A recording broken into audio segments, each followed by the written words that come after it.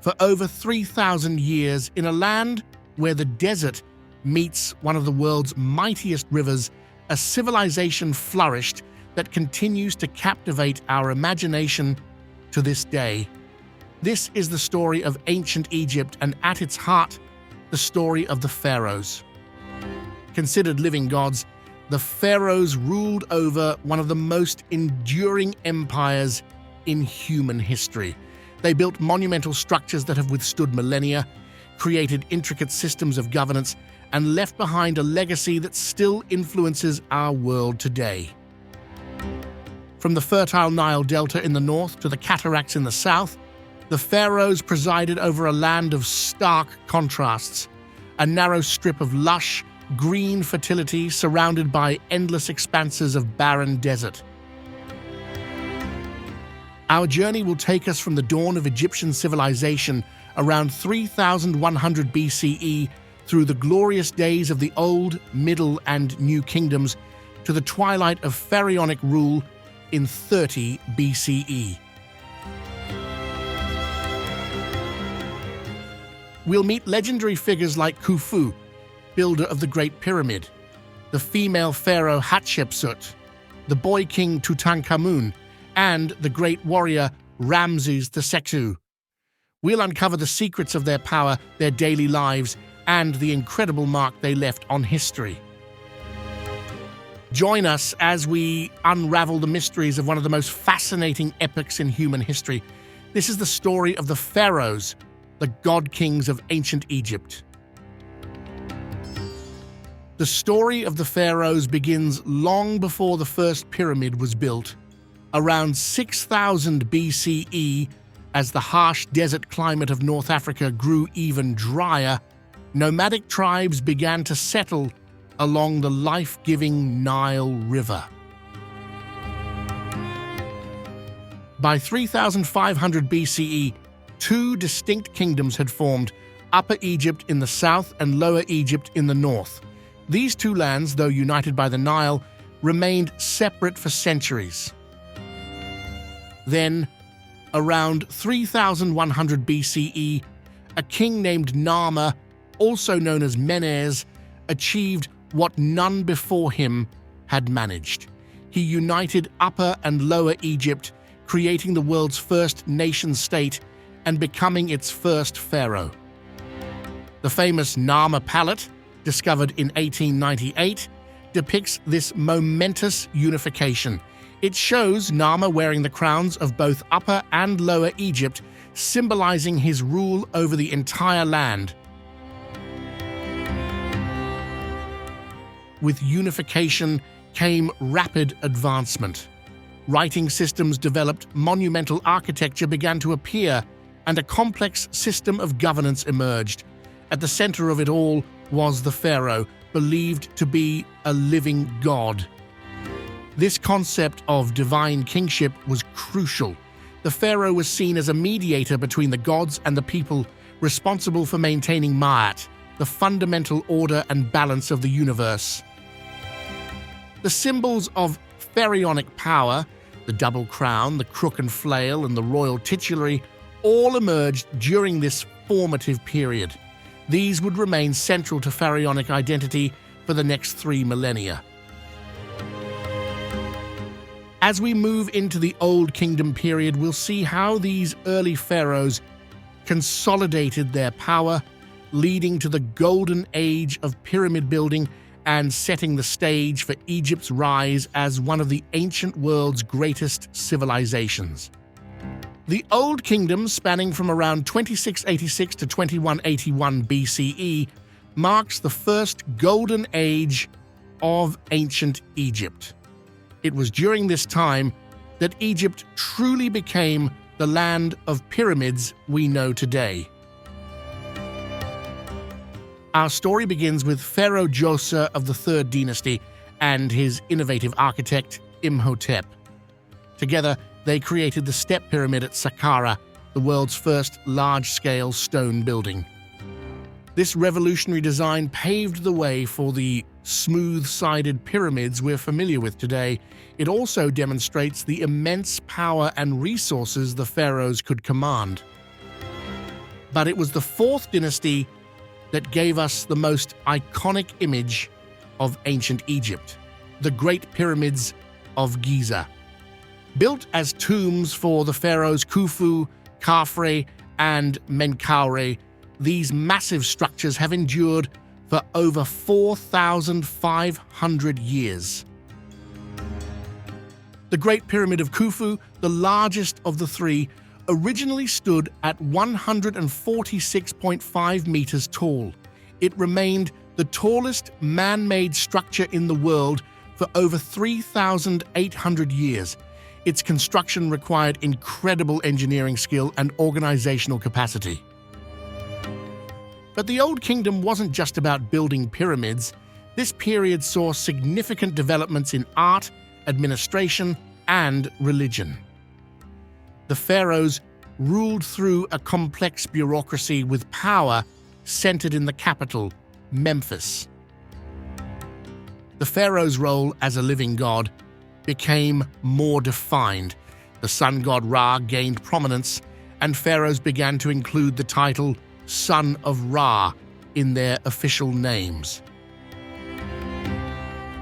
Egypt's wealth and influence grew. Pharaohs sent expeditions to Sinai for turquoise and copper,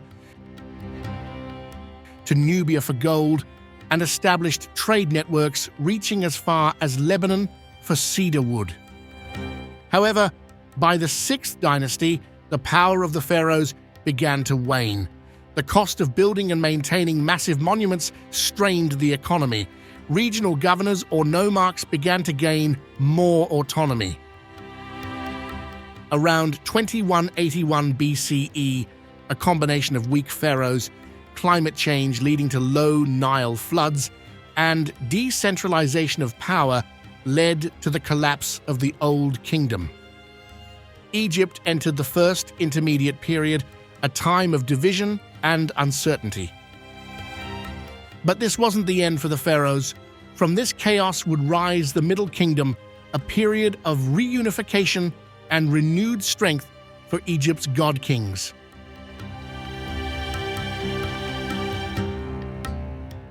The Middle Kingdom, lasting from about 2055 to 1650 BCE, represents a renaissance in ancient Egyptian culture and power. It began when Mentuhotep II of Thebes reunited Upper and Lower Egypt, ending the First Intermediate Period. Mentuhotep II established the 11th dynasty and moved the capital to Thebes. He built an impressive mortuary temple at Deir el-Bahri, setting a new standard for royal architecture. But it was the 12th dynasty, founded by Amenemhat I, that truly defined the Middle Kingdom. These pharaohs, including Senusret I, Senusret III, and Amenemhat III, restored Egypt to its former glory and beyond. The Middle Kingdom saw significant territorial expansion. Fortresses were built in Nubia to secure gold mines and trade routes. The oasis regions of the Western Desert came under firm Egyptian control. Pharaohs of this period focused on internal development too. They undertook massive irrigation and land reclamation projects in the Fayum region, significantly increasing Egypt's agricultural output. The Middle Kingdom was also a golden age for Egyptian art and literature. The pharaohs patronized the arts, leading to a flourishing of sculpture, jewelry making, and literature. Works like The Tale of Sinuhe date from this period. In religion, Osiris, god of the afterlife, became increasingly important. The pharaohs associated themselves with Osiris, emphasizing their role in ensuring order and prosperity in both this life and the next.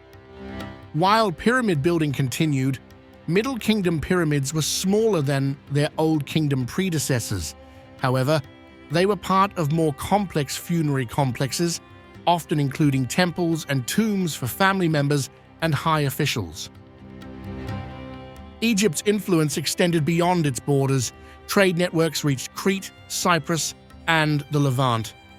Diplomatic ties were established with powers in Mesopotamia.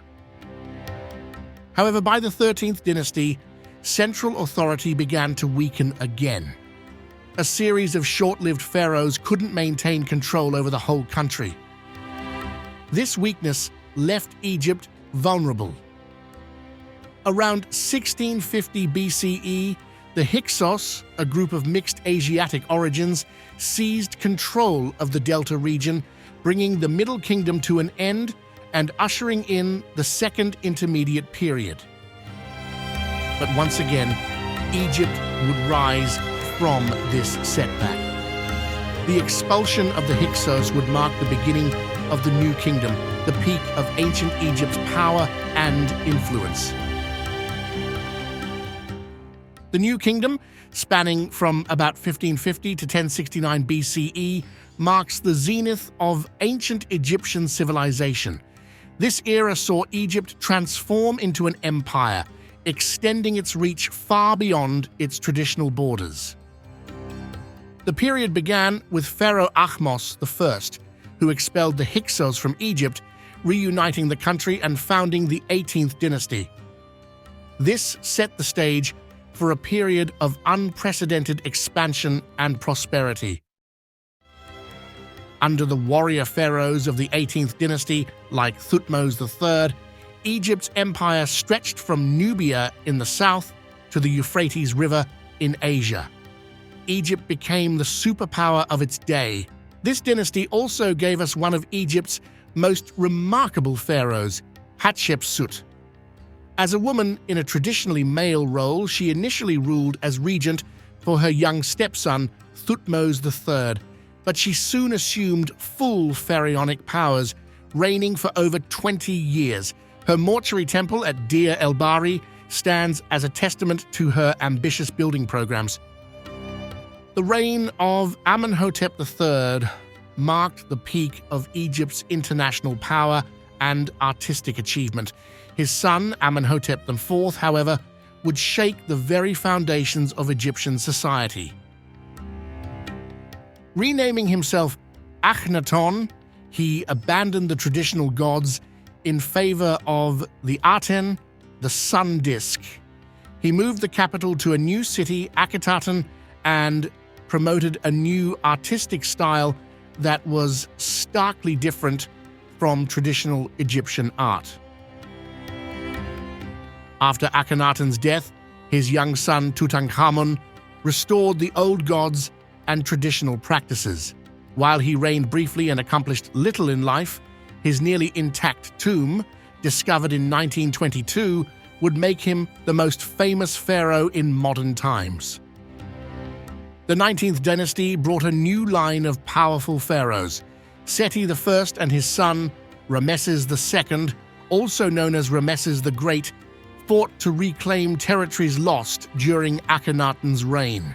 Ramesses II, who ruled for an astounding 66 years, was a prolific builder. His monuments dot the Egyptian landscape, from Abu Simbel in the south to Pi Ramesses in the delta. He fought the Hittites to a standstill at the Battle of Kadesh, leading to one of the world's first known peace treaties. The New Kingdom was a time of great wealth. International trade flourished, and Egypt's cultural influence spread throughout the known world. The lives of ordinary Egyptians improved with advancements in medicine, agriculture, and craftsmanship. Religious practices evolved too. The concept of the afterlife, always important, became more democratized. The Book of the Dead, a collection of spells to navigate the afterlife, became available to more than just royalty and the elite. However, by the end of the 20th dynasty, Egypt's power began to wane. A combination of weak pharaohs, economic troubles, and pressure from foreign invaders led to the fragmentation of central authority. Around 1069 BCE, Egypt entered the Third Intermediate Period. While pharaohs would continue to rule for centuries more, Egypt would never again reach the heights of power and cultural influence it enjoyed during the New Kingdom. Thank you for joining us on History Watch as we explore the pivotal moments that define our past. Remember to subscribe and hit the bell icon to discover more histories each week.